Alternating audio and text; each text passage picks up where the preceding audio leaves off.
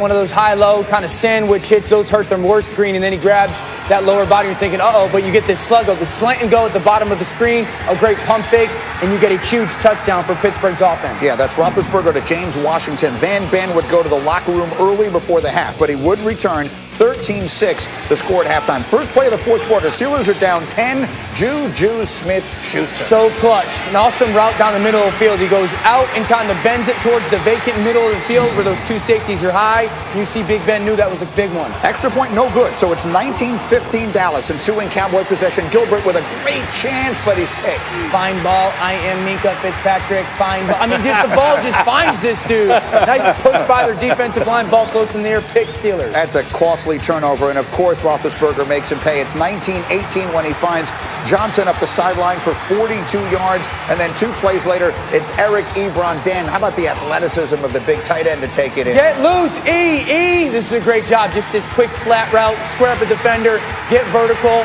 That 26-inch vertical that you had at the combine really paid off. Now here's the huge moment of the game. Under a minute to go. 4th and 1 for the Steelers. Their lead is 5. James Conner, 4th and 1. They go for it. Why? Rex doesn't like it. He doesn't like it because they would put the game away if they get the first down. But as a result, the Cowboys can win it with 4 seconds left. It's Gilbert back to throw. 3, 2, 1 to the end zone. And it's that close. Steelers break it up. Roethlisberger throws 3 touchdowns. Dallas had themselves a pretty good day, all things considered. But in the end, it is Pittsburgh 8-0 for the first time in their franchise history, and the quarterback is a big part of that. Big Ben now has 10 career wins after trailing by double digits in the fourth quarter. You see it. That ties Drew Brees for the most such wins all time. Phillip Rivers sitting right behind that. So much to unpack coming out of this game. And Ryan Clark, I want to start with you. That's your former team and your former quarterback. What did you see from Ben Roethlisberger? Man, I had deja vu, man. You don't know how many times I've watched that dude limp into the locker room, come back out, point to his knee 6 times while he's out on the field, but still make plays to win. And, you know, you're going to hear it in the press conference. You know, I've seen Ben many a times diagnose himself right in front of the media and let everybody know exactly what was wrong with his medial collateral anterior cruciate ligament tendon. And after he does that, though, he lets you know what? We made sure we came back and we made the plays. And I'm making jokes about it, but this is who he is, right? You know, you're going to hear the things. They're going to call him a warrior. They're going to call him a fighter, but he makes clutch plays. And that's why I disagree a little bit with Dan about the team in best position to beat the Kansas City Chiefs. We know that this defense can get hot. We know that this defense can turn the football over. But what we also know is they have a clutch performer at quarterback. They have a quarterback that's done it at the highest level in the biggest and most important game of the season. And that's Ben Roethlisberger. And they were struggling. And it was a little bit of a letdown yesterday. But when you look at their 2 stars, the 2 stars, one on defense at free safety, Minka Fitzpatrick, was huge all day. And then Ben Roethlisberger in the second half making the plays to win the game. And I said this in the first hour. Teams have bad days. You have letdowns. It's hard to get up 16 times for everyone that you play in an NFL season.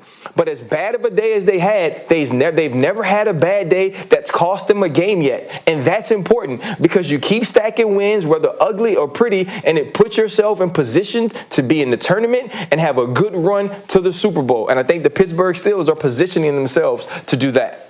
So, Dan, he used the word clutch, and that was the first word you used when I asked you about this game this morning. Well, Big Ben was clutch, and that's the second week in a row, but also Juju Smith-Schuster was clutch, and that's the second week in a row. Yeah. Like we saw last week, they went into that empty package, 5 receivers out there, and Big Ben really's somewhat reading the defense, but it's more like, how do I get Juju the ball? And it was the same thing in the second half yesterday. It's like, how many different ways can I get Juju the ball? You saw it on a quick bubble route where he just outruns the defense, but also physically kind of makes some plays. And then it's a quick kind of out route where he's got to make that contested back shoulder catch. And then it's the ball down the field where Ben looks somebody off and he's got a shallow crossing route. Juju wins at the line of scrimmage again. Like, this is a guy that, and RC knows this better than me, he's becoming their version of Hines Ward, where when it's time to make the plays that RC's talking about to win the football game, you have to have a guy to turn to. Pittsburgh's got Juju Smith-Schuster. He may not be the 4-4 big play receiving guy that AB was, but he's clutch. And when it matters the most, he shows up. And let's also quickly say this, that if the Cowboys score on that last drive, We and every other talk show in America are leading with the decision to go for it on that 4th down instead of kick a field goal. Let's just be clear on where they were. They're at the 15-yard line. It's 4th and 1. A field goal gives them an 8-point lead. Rex, what did you think of the decision to go for it? I thought it was a mistake. And look, Mike Tomlin, I think I have more respect for him than any coach that's out there other than Belichick. And I think he's phenomenal. But this play, even the wideouts, like, what the hell are we doing? I can understand, are you trying to hard count them? But then they snap the football.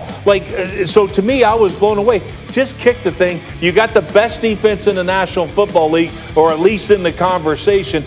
You got a 4-string quarterback you're going up against. They would have to go down the field, score a touchdown, and convert a 2-point conversion. And let's face it, you can't lose the game if you make the field goal. I just thought of all the things, I disagree with Mike on that. Yeah, to be clear, they would need the touchdown and the 2-point conversion, and even then it's just tied. This is one of those cases.